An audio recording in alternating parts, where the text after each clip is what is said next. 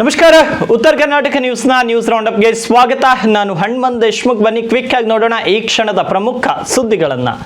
ಸಿಕ್ಕಿಂ ರಾಜ್ಯದ 50ನೇ ವರ್ಷದ ಸುವರ್ಣ ಮಹೋತ್ಸವದ ಸಮಾರೋಪ ಸಮಾರಂಭದಲ್ಲಿ ಪಾಲ್ಗೊಂಡು ಮಾತನಾಡಿದ ಪ್ರಧಾನಿ ನರೇಂದ್ರ ಮೋದಿ ಅವರು ಈಶಾನ್ಯ ಭಾರತದ ಬಗ್ಗೆ ಹೊಸ ಸಂಚಲನ ಮೂಡಿಸುವಂತಹ ಮಾತುಗಳನ್ನು ಆಡಿದ್ದಾರೆ. ನಮಗೆ ಈಶಾನ್ಯ ಭಾಗವು ಕೇವಲ ದೇಶದ ಒಂದು ಪ್ರಮುಖ ಭೂಭಾಗವಲ್ಲ, ಬದಲಾಗಿ ಅದು ಭಾರತೀಯ ಸಮೃದ್ಧಿಯ ಸಂಕೇತವಾದ ಅಷ್ಟಲಕ್ಷ್ಮಿ ಎಂದು ಬಣ್ಣಿಸಿದಂತಹ ಪ್ರಧಾನಿಯವರು ಈ 8 ರಾಜ್ಯಗಳ ಅಭಿವೃದ್ಧಿಯೇ ವಿಕಸಿತ ಭಾರತದ ಗುರಿಯಾಗಿದೆ ಅಂತ ಘೋಷಿಸಿದರು. ಈ ಹಿಂದೆ ಕೇವಲ ಆಕ್ಟ್ ಈಸ್ಟ್ ನೀತಿಯ ಮೂಲಕ ಪೂರ್ವ ರಾಜ್ಯಗಳತ್ತ ಗಮನ ಹರಿಸುತ್ತಿದ್ದ ನಾವು ಈಗ ಆ ಸಂಕಲ್ಪವನ್ನು ಮತ್ತಷ್ಟು ಬಲಪಡಿಸಿ ಆಕ್ಟ್ ಫಾಸ್ಟ್ ಎಂಬ ಮಂತ್ರವನ್ನು ಅಳವಡಿಸಿಕೊಂಡಿದ್ದೇವೆ.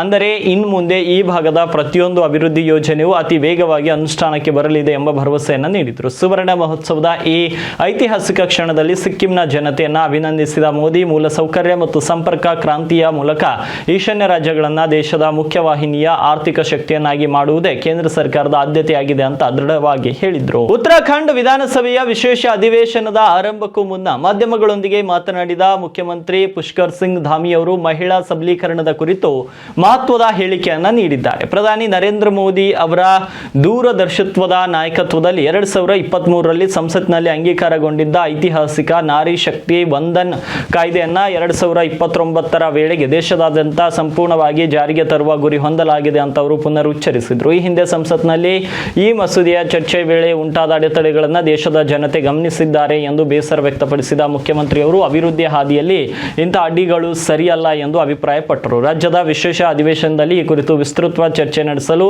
ನಾವು ಸಿದ್ಧರಿರುವುದಾಗಿ ತಿಳಿಸಿದ ಅವರು, ಪ್ರತಿಪಕ್ಷದ ನಾಯಕರು ಸಹ ರಾಜಕೀಯ ಭಿನ್ನಾಭಿಪ್ರಾಯಗಳನ್ನು ಮರೆತು ಅತ್ಯಂತ ಸೌಹಾರ್ದಯುತವಾಗಿ ಅಧಿವೇಶನದಲ್ಲಿ ಪಾಲ್ಗೊಳ್ಳಬೇಕು ಮತ್ತು ಮಹಿಳಾ ಮೀಸಲಾತಿ ಅಂತ ಮಹತ್ವದ ವಿಷಯಕ್ಕೆ ಪೂರ್ಣ ಬೆಂಬಲ ನೀಡಬೇಕು ಅಂತ ಅವರು ಮನವಿಯನ್ನ ಮಾಡಿದರು.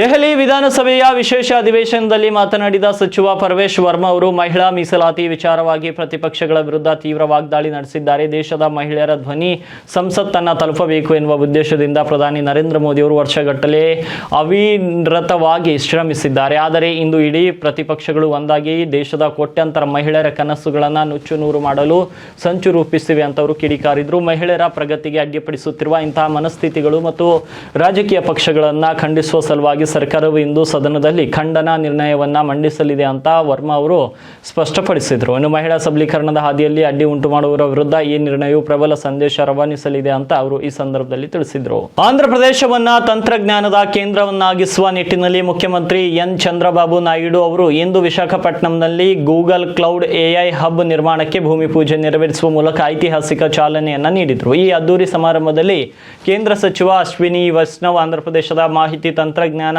ಸಚಿವ ನಾರಾ ಲೋಕೇಶ್, ಕೇಂದ್ರ ಸಚಿವರಾದ ಕಿಂಚರಾಂಪು ರಾಮಮೋಹನ್ ನಾಯ್ಡು ಮತ್ತು ಪೇಮಾ ಸಾನಿ ಚಂದ್ರಶೇಖರ್ ಹಾಗೂ ರಾಜ್ಯ ಸಚಿವ ಡೋಲಾ ಶ್ರೀ ಬಾಲ ವೀರಾಂಜನೇಯ ಸ್ವಾಮಿ ಅವರು ಉಪಸ್ಥಿತರಿದ್ದರು. ಗೂಗಲ್ ಸಂಸ್ಥೆಯ ಹಿರಿಯ ಪ್ರತಿನಿಧಿಗಳ ಸಮ್ಮುಖದಲ್ಲಿ ನಡೆದ ಈ ಕಾರ್ಯಕ್ರಮವು ರಾಜ್ಯದ ಡಿಜಿಟಲ್ ಬೆಳವಣಿಗೆಗೆ ಹೊಸ ವೇಗ ನೀಡಲಿದೆ. ಕೃತಕ ಬುದ್ಧಿಮತ್ತೆ ಎಐ ಕ್ಷೇತ್ರದಲ್ಲಿ ಈ ಹಬ್ ಅತಿ ದೊಡ್ಡ ಮೈಲಿಗಲ್ಲಾಗಲಿದ್ದು ವಿಶಾಖಪಟ್ಟಣವನ್ನ ಜಾಗತಿಕ ತಂತ್ರಜ್ಞಾನ ಭೂಪಟದಲ್ಲಿ ಮುಂಚೂಣಿಗೆ ತರುವ ಗುರಿಯನ್ನ ಈ ಯೋಜನೆ ಹೊಂದಿದೆ.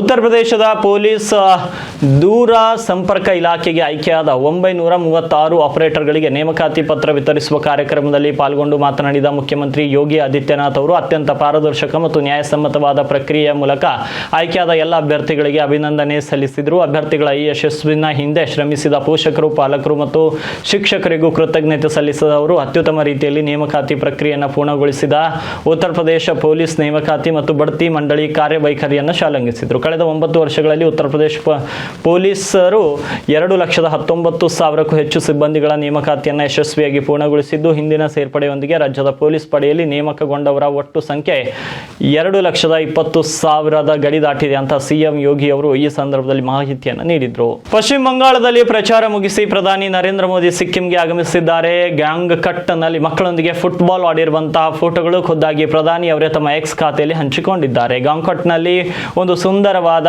ಬೆಳಗ್ಗೆಯಲ್ಲಿ ನನ್ನ ಯುವ ಸ್ನೇಹಿತರೊಂದಿಗೆ ಫುಟ್ಬಾಲ್ ಆಡುವುದಕ್ಕಿಂತ ಖುಷಿ ಬೇರೇನೂ ಇಲ್ಲ ಎಂದು ಬರೆದುಕೊಂಡಿದ್ದಾರೆ. 4,000 ಕೋಟಿ ಕೋಟಿ ರೂಪಾಯಿ ಮೌಲ್ಯದ ಅಭಿವೃದ್ಧಿ ಯೋಜನೆಗಳನ್ನು ಅನಾವರಣಗೊಳಿಸಲಾಗುವುದು. ಪ್ರಧಾನಿ ನರೇಂದ್ರ ಮೋದಿ ಅವರು 2 ದಿನಗಳ ಕಾಲ ಸಿಕ್ಕಿಂ ಪ್ರವಾಸದಲ್ಲಿದ್ದಾರೆ. ಅಲ್ಲಿ ಅವರು ರಾಜ್ಯದ 50ನೇ ಸಂಸ್ಥಾಪನಾ ದಿನಾಚರಣೆಯ ಸಮಾರೋಪ ಸಮಾರಂಭದಲ್ಲಿ ಭಾಗವಹಿಸಲಿದ್ದಾರೆ ಮತ್ತು 4,000 ಕೋಟಿಗೂ ಅಧಿಕ ಹಣದ ಹಲವಾರು ಅಭಿವೃದ್ಧಿ ಯೋಜನೆಗಳನ್ನು ಅನಾವರಣಗೊಳಿಸಲಿದ್ದಾರೆ. ಇನ್ನು ಪಶ್ಚಿಮ ಬಂಗಾಳದಲ್ಲಿ ಮತ್ತು ಸಿಕ್ಕಿಂನಲ್ಲಿ ಫುಟ್ಬಾಲ್ ಬಹಳ ಜನಪ್ರಿಯವಾಗಿದೆ.